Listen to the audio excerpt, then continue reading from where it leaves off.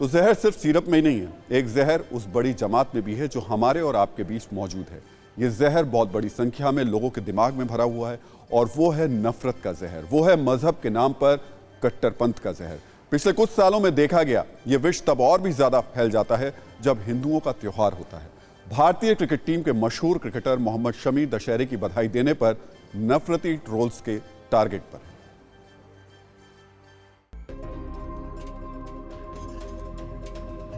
जो खिलाड़ी हिंदुस्तान पर जान छिड़कता है, जो खिलाड़ी देश को जीत दिलाने के लिए अपना सब कुछ झोंक देता है, जो खिलाड़ी देश की संस्कृति से प्यार करता है, हर त्योहार पर देशवासियों के लिए दुआ करता है, वो एक बार फिर कट्टरपंथियों के निशाने पर आ गया है।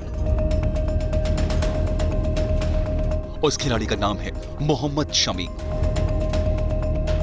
शमी की दशहरे वाली बधाई देश के चंद कट्टरपंथियों को रास नहीं आई और एक बार फिर भारत की सनातन संस्कृति और हिंदुओं को बदनाम करने वालों का एजेंडा एक्सपोज हो गया है। पहले शमी का एक ट्वीट देखिए। शमी ने लिखा, दशहरा के पावन अवसर पर भगवान राम से देशवासियों के लिए खुशियां, संपन्नता और कामयाबी की दुआ करता हूं। आपको और आपके परिवार को दशहरा की ढेरों शुभकामनाएं। शमी के इस ट्वीट पर कट्टरपंथियों का झुंड टूट पड़ा। मजहब के नाम पर नफरत फैलाने वाले चंद कट्टरपंथी शमी को याद दिलाने लगे कि वो मुसलमान हैं। पहले यूजर ने लिखा, मुसलमान होकर आप भगवान की बात कैसे कर सकते हैं जबकि सिर्फ अल्लाह एक है। इसके बाद एक और यूजर ने ट्वीट किया, शमी को शर्म आनी चाहिए, क्या तुम मुसलमान हो। एक और ट्वीट में शमी के लिए लिखा गया, जल्द तुम पर फतवा लगने वाला है। सवाल उठता है कि आखिर शमी को ही निशाने पर क्यों लिया गया? क्या सिर्फ मुसलमान होने की वजह से शमी को टारगेट किया जा रहा है? इससे पहले भी शमी को ट्रोल करने की कोशिश की गई है।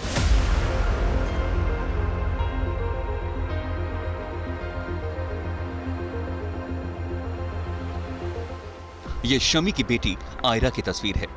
शमी ने साड़ी पहने अपनी बेटी की तस्वीर सरस्वती पूजन पर शेयर की थी। इसके बाद शमी को टारगेट करते हुए लिखा गया, वो जहन्नुम में जाएंगे। 5 साल पहले शमी ने अपनी पत्नी की साड़ी पहने तस्वीर शेयर की थी। इसके बाद भी शमी को निशाने पर लिया गया। शमी से कुछ कट्टरपंथियों ने कहा कि उनकी पत्नी ने मुसलमान होकर बुर्का क्यों नहीं पहना। लेकिन मोहम्मद शमी को इन बातों से कोई फर्क नहीं पड़ता। वो देश पर जान छिड़कते हैं और ऐसे नफरती जमात को जवाब दे चुके हैं। मोहम्मद शमी खुलकर बता चुके हैं कि उन्हें ऐसी नेगेटिव बातों से कोई फर्क नहीं पड़ता। वो देश के लिए खेलते हैं, देश पर जान छिड़कते हैं। उनके और देश के बीच मजहब कभी नहीं आता। बस कई बार जवाब देने का अंदाज थोड़ा बदल जाता है। तो क्रिकेटर मोहम्मद शमी को दशहरे की बधाई देने के लिए फतवे की धमकी दी जा रही है, मजहबी ज्ञान दिया जा रहा है। लेकिन आखिर ये कैसे कट्टरपंथी ये सोच है जो सेलेक्टिव अप्रोच के साथ आहत होती है। जब कट्टरता का उपदेश देने वाले जाकिर नाइक जैसे लोग नफरत फैलाते हैं तो ये कट्टरपंथी वाली जमात चुप रहती है। लेकिन हिंदू त्योहार पर एक बधाई से मजहब के नाम पर ये जहर उगलने लगते हैं।